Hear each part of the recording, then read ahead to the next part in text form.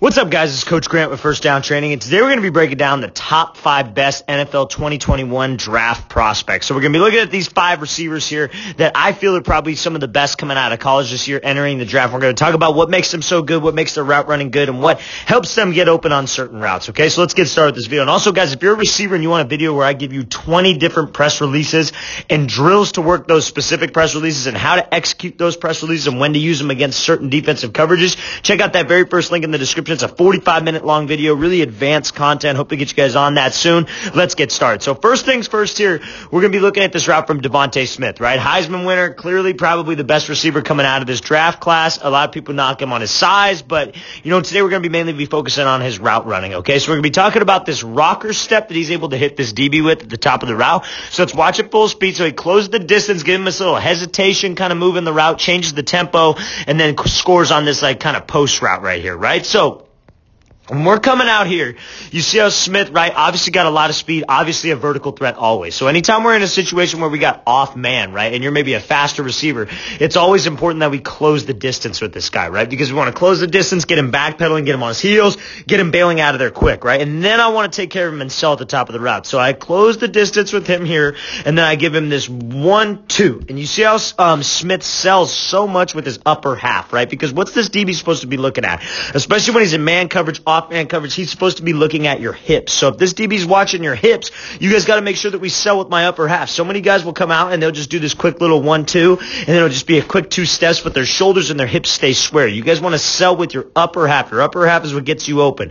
And so off of this rocker step, this 1-2, this first step right here has got to push you and throw your hip out wide. You really want to sell like I'm just closing the distance, give this little hesitation, change in tempo, one hard cut, and I'm breaking to the out. Because again, DB's threatened to the out because again, he's inside shade, so we want to make him think, where am I going? I'm going towards the out route. I'm running towards the out. But I will not do that if I don't commit my upper half. So his eyes go there, shoulders go there, hips go there. I call that the terminology I use. I say throwing your hip. You want to throw your hip out. You want to keep your toes forward, so when you drive off of this thing, you see how he keeps his toes forward. You can push out that inside part of your foot to create some explosion. So you're selling with your upper half. If you turn that toe open, your hips will open up, and they won't throw out. You will throw your hips open instead of throwing your hips out. When you throw your hips open, you don't have very much explosion back to the inside. So if you keep those toes forward, weight stays on the inside arch of your foot, you sell with your upper half, and I get this DB to jump, I could widen the distance with him by creating explosion off that cut.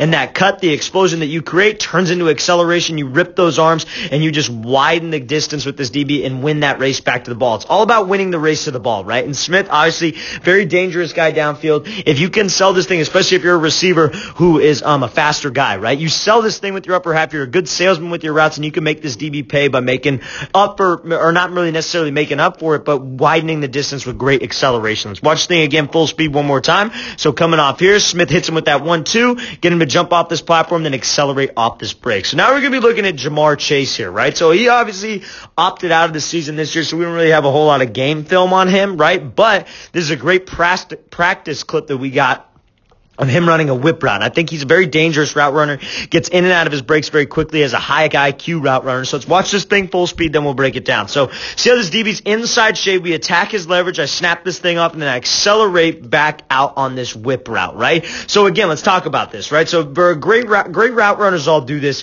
When you guys got an inside shade DB, right? Now what do we want to do? And when a DB's inside leverage, he's coached to keep his leverage, right? So I come off the line of scrimmage and I attack him here, and I got an outside breaking route. He's going to keep his leverage to the inside because he's inside shade, because he doesn't want to give up inside shade, right? So if I close the distance with him and attack his midline, that's what they call that. Line going straight down the middle of your body. You want to attack his midline, he's going to keep his leverage to the inside. Great, fine. What do I want to have? I want to be able to have some space to the outside so I could accelerate out and win the race back out here. What he's hoping is that he's taking away inside shade. So if I have an outside breaking route, I just go run to the out, and then he's able to make a play on it, be on my back hip, and we don't have any separation. That's what he's hoping, and that's why we wouldn't do that, because he'll just be able to get hands and it makes an easy play. So I want to make sure that I attack his leverage. I attack the midline. So you see how he comes off? They call this kind of a squirt release, because you squirt out to the inside, you square him up. What does he do? Keeps his leverage. Okay, fine. I got all this space to work, but I'm running a whip route, so I got to sell slant first. So if you can sell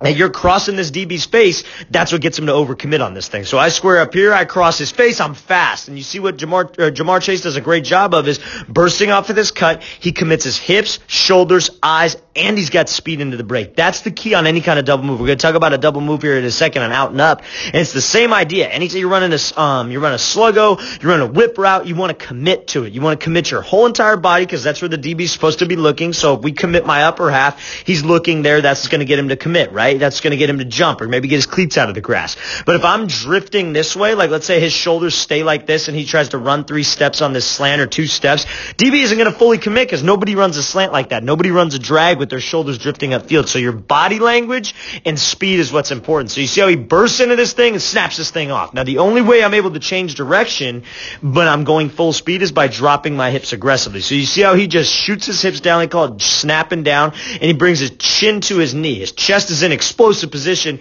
and you see how his shin angles are on this like 45-degree angle. On a whip route, when you guys snap on the inside leg and you hook the outside leg around, that gets you to an explosive position, but it also allows you to get out in the least amount of time possible or least amount of steps. And if you guys can get low, that puts you in a position where you create energy, right? I wouldn't necessarily think about it as much as like I want to stop. I want to think about it as I want to create energy at the top of the break. So when he slams into this break here, he's violent with his hips. He hooks that outside leg around to make sure that his hips get parallel to the line of scrimmage so he can push off of this leg. He's got a 45-degree shin angle because now look what happened. Everything ties together. I attacked his leverage. I got him to move off that platform. Now I got all this space towards the sideline to work. Now what can I do? I got in that explosive position. Low man's going to win. I turn that explosion into acceleration. I pump my arms and I widen the gap with this DB for a great route. Way to widen the gap here by JaMarr Chase. Watch the thing again, full speed one more time. So close the distance, breaks to the slant, snaps it off, pumps those arms and gets out. Again, I think he's a very, very smart route runner, very, very talented route runner. Excited to see how he progresses at the next level. Okay, so now I'm going to be looking at Jaylen Waddle right here, running this out and up, right? So again, obviously, very deep threat guy, very similar to Devonta Smith, where deep threat downfield, don't want to get beat deep. So he's always going to be able to sell vertical just by simply being on the field, right? So when he's coming off, he's going to be working this out and up. So he breaks to the out, 3 steps, pops this thing off, keeps his head down and widens the distance with this DB and makes this play up in the ball in the air, right? So now, when I come up here, and I'm running this out and up, and you see how he breaks to this out. What snaps around? He snaps those eyes. That's the first thing that comes around. Now, everybody loves the phrase, all receiver coaches, guys who make videos, whatever. They always say, oh, eyes tell lies, right? But okay, if I'm committing my eyes and I look back to the ball, and my shoulders are drifting upfield, and my hips are drifting upfield, and I'm chopping my steps down, why would a DB believe that? Why would he believe that you're actually going to be running an out route? Because when you're running an out route, you're trying to win that race back to the sideline. So that's how we have to make it look for 3 steps. So I break here, I snap my eyes, 1, 2, 3, and you see how his hips and shoulders are fully committed. He's in full stride with his legs. Eyes are shooting back, then he pops it off on the 3rd step. If we could just get this DB to commit, especially when he's this far off, and I get him to run downhill and try to drive on this outbreaking route, and I got any kind of speed, I can get some separation, but it's important that I don't break up to this vertical portion of the out and up and give my eyes too soon, because when you give your eyes too soon, what happens? You start to lean back with your chest and you pop up. So I want to be able to break this thing off. I pump my arms, I keep my head down. You see how he's focused on widening the distance. Our job is to beat this DB. Our job is to get it behind this DB and beat him vertically and stretch out the field so this quarterback can put some air on this ball and let me run it down, right? So that's exactly what I got to do. I got to keep my head down. I got to pump my arms. I got to continue to widen the gap. And then look, we get 3 steps of separation. That's enough for any quarterback, especially playing at this high level D1 ball, to give me a good shot. So again, ball's a little bit underthrown. So what do I got to do? I got to go up and make this play in the air. My hands go up late. I'm not showing my hands early, which give this DB an opportunity to make a play on it. And I come down with this thing. Great job by Waddle making this play on the out and up. Let's watch it again, full speed one more time. So great job selling the out route. You want to commit on the double move. Keep your head down after the second break so you could widen the gap with this DB. All right, so now we're going to be looking at Kadarius Toney running this like jerk route here, okay? So I actually really love this dude on film. I think he's very, very explosive. I think he's very, very good. And I'm excited to see how he progresses as well. And by any means, this isn't in any kind of order. I'm not an expert on this stuff. These are just 5 guys that I think are going to be really great.